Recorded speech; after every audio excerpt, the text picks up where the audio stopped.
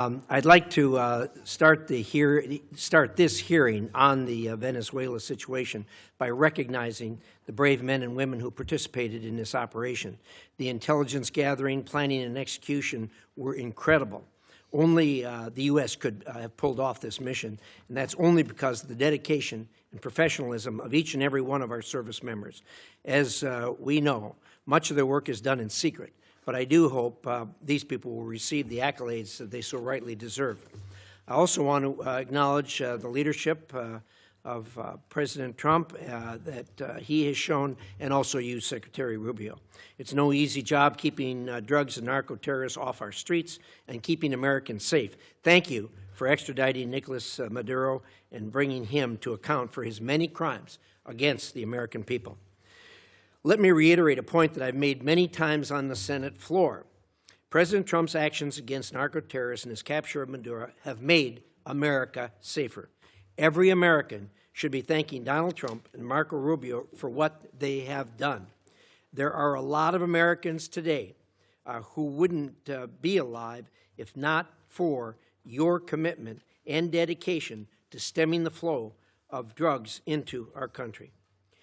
The actions in Venezuela were limited in scope, short in duration, and done to protect U.S. interests and citizens. What President Trump has done in Venezuela is the definition of the President's Article II constitutional authorities as Commander-in-Chief, and wholly consistent with what other presidents' efforts and what they have done and actions they have taken to protect the American people from threats in our own hemisphere.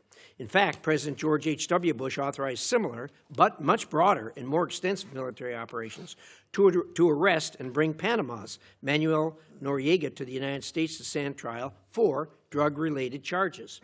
In that case, President Bush deployed more than 9,000 troops into Panama for more than a month. At the time, all leaders of the Senate, including Democrats, praised that move. Unlike in Panama, President Trump authorized a much more limited military action in Venezuela with only about 200 troops inside the country for a couple of hours and a firefight that lasted less than 27 minutes, with no loss of life on the United States side, but significant casualties on the other side. This military action was incredibly brief, targeted, and successful. When bad guys are in the business of flooding drugs into the United States, drugs that kill our children, hurt our country, violate U.S. laws, and destabilize our hemisphere, then they'll have to be held to answer for those actions, and that's what's being done now.